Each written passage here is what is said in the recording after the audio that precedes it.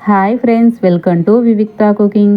ఇవాళ మన రెసిపీ వచ్చేసి కండెన్స్ మిల్క్ అండి. ఈ కండెన్స్ మిల్క్ని నేను ఇంట్లోనే ప్రిపేర్ చేశానండి.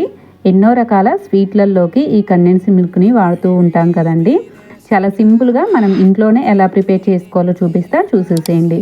ముందుగా స్టవ్ పై కడాయి పెట్టి 1/2 లీటర్ దాకా పాలను యాడ్ చేసుకొని ఒక పొంగు రానివ్వాలండి. ఈ విధంగా ఒక పొంగు వచ్చిన తర్వాత 2 టేబుల్ స్పూన్ల షుగర్ని యాడ్ చేసుకొని మొత్తం ఒకసారి బాగా కలుపుకొని 2 నిమిషాల పాటు మరిగించుకోవాలండి. మధ్య మధ్యలో కలుపుకుంటూ పాలను మరిగించుకోవాలండి. ఇలా కలుపుకుంటూ మరిగించుకోవాలి. ఒకవేళ కలుపుకోకుండా ఉంటే అడుగంటిపోతాయండి. చూడండి, ఇలా కలుపుకుంటూ పాలని సగం భాగం వచ్చేంత వరకు మరిగించుకోవాలి. ఇప్పుడు ఈ పాలల్లోకి 1 టీ స్పూన్ దాకా బేకింగ్ పౌడర్ని యాడ్ చేసుకొని మొత్తం ఒకసారి బాగా కలుపుకోవాలండి.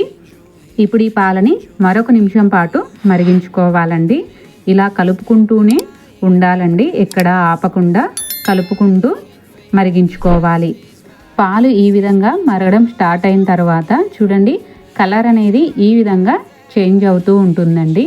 మీకు చూస్తుంటేనే అర్థమైపోతుంది కదండి. ఈ విధంగా మరగడం స్టార్ట్ అయిన తర్వాత కలుపుకుంటూ మరి కాసేపు మరిగించుకోవాలండి.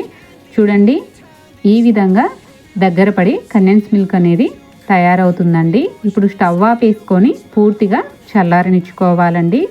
ఈ స్టేజ్లో స్టవ్ ఆపేసుకుంటే చల్లారేలోపు మరి కాస్త దగ్గర పడుతుందండి.